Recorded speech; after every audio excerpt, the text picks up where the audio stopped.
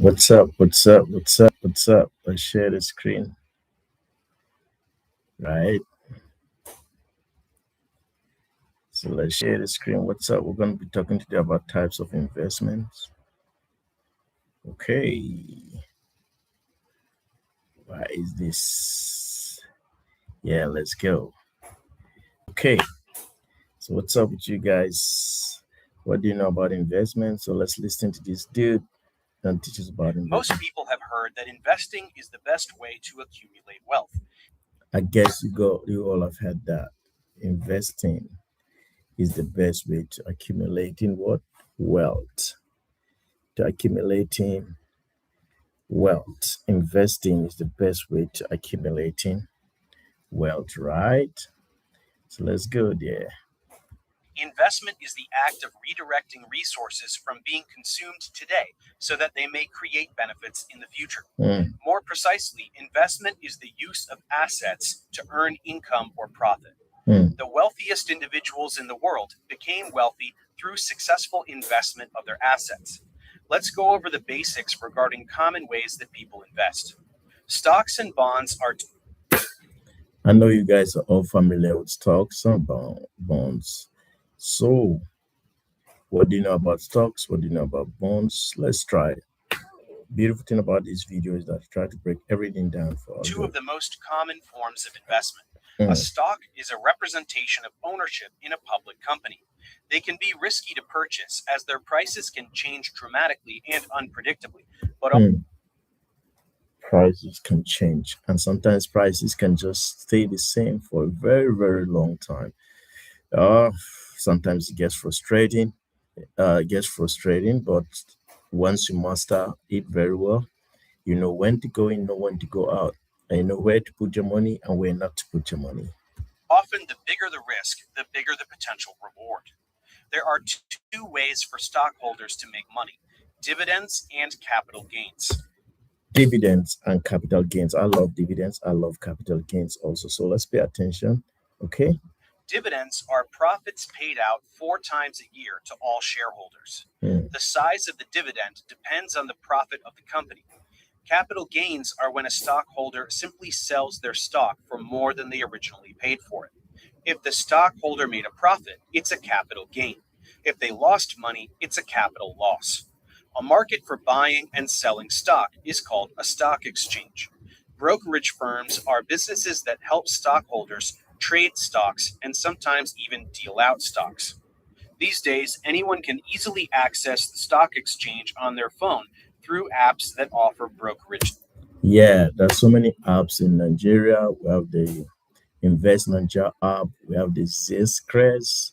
We have the Bamboo.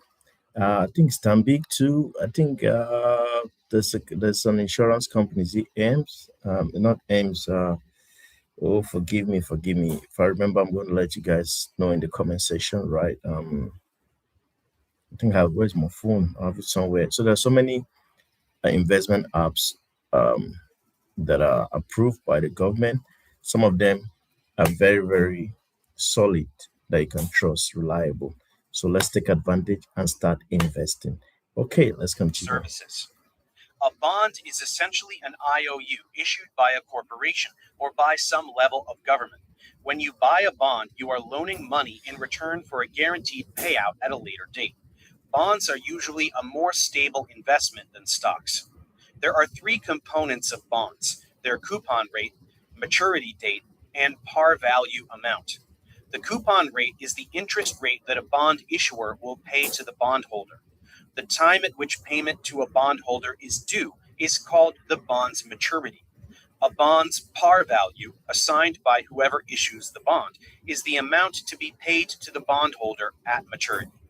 In order for investment to take place, an economy first must have a financial system, which is the network of structures and mechanisms that allows the transfer of money. The big question now is what is the financial system of your country? You know, we need to pay attention. You need to pay attention to how many of us really even follow finance news in our country. How many of us have even heard about all these things we're talking about? You know, it's very, very essential for everyone to be financially literate, and that's what we're advocating for people. to learn about finance, to learn about investment, and to learn about all these things, to learn about bond, to learn about shares, to learn about dividends, to learn about capital gain, to must not just learn, but to master. And I'm glad that this video is trying to summarize. If you, after watching this video to the end, I'm sure you start looking at investment like a pro, not like a beginner. Between savers and borrowers.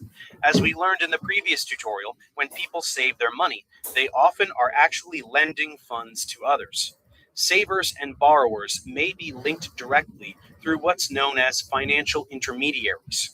Financial intermediaries are institutions that help move funds from savers to borrowers. They include banks, which we learned about in the previous tutorial, but they also include mutual funds, hedge funds, and pension funds. A mutual fund pools the savings of many individuals and invests this money in a variety of stocks, bonds, and other financial assets. A hedge fund is a private investment organization that employs risky strategies that can often make huge profits for investors.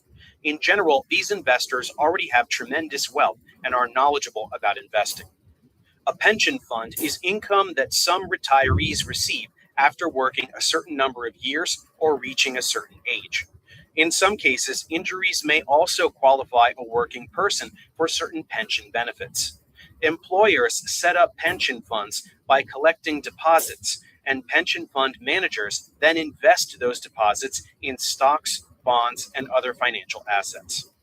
In general, the best way to invest your money is to put it in a diverse range of securities. This reduces risk, especially when stock or bond prices drop. Therefore, people often invest some of their money in more risky ventures, but invest the rest in more stable funds. It is also better to invest money earlier in life. This is because one of the greatest assets is time. Okay, let's talk about investing earlier in life. Imagine a teenager who started investing at the age of 18, and he understands the financial system very well. You understand compounding, understand dividends, you understand reinvestment. Imagine you invested in company. Like I was teaching my students sometimes, I say the IPO for Tesla, for instance, when Tesla first came out, the shares of Tesla was less than $20. Imagine an 18-year-old invested, maybe he just bought 1,000 units of Tesla and didn't touch it, because Tesla is one company that they don't pay dividends because they believe in capital appreciation. Okay, so I think Tesla currently, as of 2026, Tesla shares is selling for over $250. You bought something at less than $20 few years ago, and let's say the child is now 16 years. Imagine, so you multiply your, say, 1,000 units of Tesla, and you see that's why it's good for you to start early, because when you start early you have the advantage of time. So please, guys, if you listen to my video, you're a teenager, you're a young person, master investment, master finance, and I guarantee you, you will enjoy financial freedom all the days of your life. Time. The longer your money is invested in securities, the more it will grow. Put another way, you make more money on the money your money already makes. When investing money, it's important to consider the two types of interest: simple and compound. Simple. Simple interest is based on the principal amount of a loan or deposit. Compound interest is based on the principal amount and the interest that accumulates on it in every period. Thus, it can be regarded as interest on interest. Simple interest is only calculated on the principal amount of a loan or deposit. The formula looks like this: A equals P times the quantity 1 plus RT, where A is the final amount, P is the initial principal balance, R is the annual interest rate, and T is time, usually in years. Compound interest is calculated based on both the principal and interest accrued. The formula looks like this: A equals P times the quantity 1 plus R over N, raised to the nt power, where A is the final amount, P is the initial principal balance, R is the interest rate, N is the number of times interest is applied per time period, usually in years, and T is the number of periods elapsed. Let's look at an example. Say you loaned $10,000 to a friend and they agreed to pay it back in 5 years with an annual simple interest rate of 5%. After 5 years, the amount of interest you would get would be $2,500, as the total amount they would repay would be $12,500, which is the original principal plus the interest. Now say you loaned $10,000 to a friend and they agreed to pay it back in 5 years with an annual compound interest rate of 5%. Because you really want to make some money, you also make sure that interest is compounded monthly or 12 times a year. After 5 years, the amount of interest you would get would now be $2,833.59, and your friend would have repaid you a total of $12,833.59. This example serves to illustrate that compound interest is far superior to simple interest when investing your money. Whenever consumers evaluate an investment, they must balance the risks involved with the rewards they expect to gain from the investment. In general, the higher the potential return on an investment, the riskier that investment is. The riskier that investment is. Pay attention. But you must master finance. Read books on investment, read books on finance. Don't take your financial life lightly. The goal is to be fit physically, spiritually, financially, and otherwise.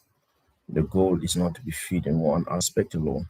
So please understand finance, understand compound interest, understand simple interest, understand bond, understand the capital market, understand investment, understand money market, understand all this, and do not be a reckless spender.